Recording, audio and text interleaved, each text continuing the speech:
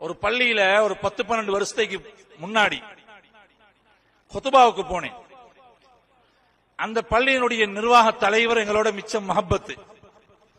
அவர் சொன்னார், ஹசரத், எங்கட பள்ளிக்கு இமாம் ஒன்று கேட்டு நாங்க கால் பண்ணினோம் பேப்பர்ல, பலரும் வந்தாங்க.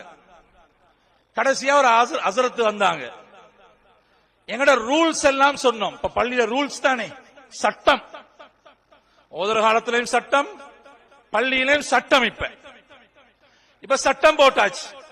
ஹசரத், எங்கட இந்த ரூல்ஸ் அண்ட் ரெகுலேஷன் சட்டம் இப்படி இப்படி இருக்குது. அந்த ஹசரத் எல்லா சட்டத்துக்கும் ஆமா போட்டாராம். சரி சரி. இந்த நிர்வாகி கேட்டாரா, ஹசரத், நான் சொல்றதுக்கு எல்லாம் ஆமா போடுறீங்களே, நீங்க சம்பளத்தை பத்தி ஒன்றும் பேசலையே? இல்ல இல்ல, அதை பத்தி பேச தேவையில்லை. கடைசியா அவர் வற்புறுத்தி கேட்டாரா, ஹசரத், உங்களோட சம்பளம் என்ன வேணும்? என்னமோ கொடுக்க போற மாதிரி சும்மா கேட்டுக்கொள்ற போய்க்கு. அப்ப அவர் சொன்னாரா, ஹசரத் சிம்பிளா சொன்னாரா, ஆஜியார், உங்களுக்கு ஒரு மாசத்துக்கு எவ்வளவு செலவோ அது எனக்கு தாங்க அப்படின்றாராம். அவர் சொல்றாரு, ஹசரத், இந்த அறப்படிச்ச மௌலைமார பாருங்கோ, இந்த மௌலைமார் அறப்படிச்ச தனத்தை பாருங்கோ, அப்படியா பேசுற என்னோட? நான் கேட்டேன், என்ன பிரச்சனை? அவர்கிட்ட கேட்டேன், உங்களுக்கு உங்களோட வீட்டுல எத்தனை பேரு?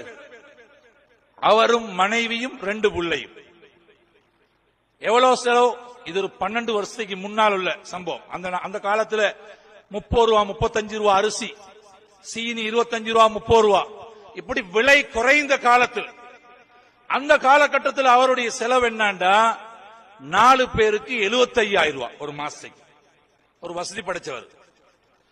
நான் கேட்டேன், நீங்க ஹசரத்திட்ட கொஞ்சம் விசாரிக்கே, அவர் வீட்டுல எத்தனை பேருண்டு? நான் கேட்டு அவர் சொன்னாரு, அவரும் மனைவியும் 2 பிள்ளையும், இவர் உம்மாவும் மனைவி உம்மாவும் 6 பேர். அப்படியா? நீங்க எவ்வளவு தாரண்டு சொன்னீங்க? ஒரு 17-18,000. 6 பேருக்கு 18,000. உங்களோட 4 பேருக்கு 75,000. ஏன் ஹசரத்துக்கு வாய் வயிறு இல்லையா? ஹசரத்து சாப்பிடக்கூடாதா? ஹசரத்து கரண்ட் பில் கட்டுறது இல்லையா? தண்ணி பில் கட்டுறது இல்லையா? ஹசரத்துல புள்ள குட்டிக்கு மருந்து வந்த இந்த நாள் அந்த ஓபிடி போய்தா சீரழியணும்.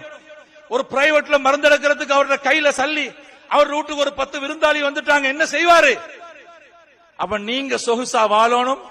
ஹசரத் மாறு எப்படி வாழ்ந்தாலும் சரி, ஆனா டைமுக்கு முசல்லா அழைக்கணும், சொல்றத செய்யணும்.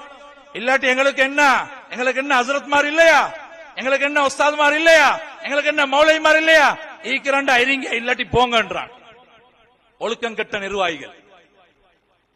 உலமாக்கள்கிட்ட சொல்றான், ஒரு 3-4 மாசத்துக்கு முன்னால ஒரு பள்ளியினுடைய விடயத்தை கேள்விப்பட்டேன்.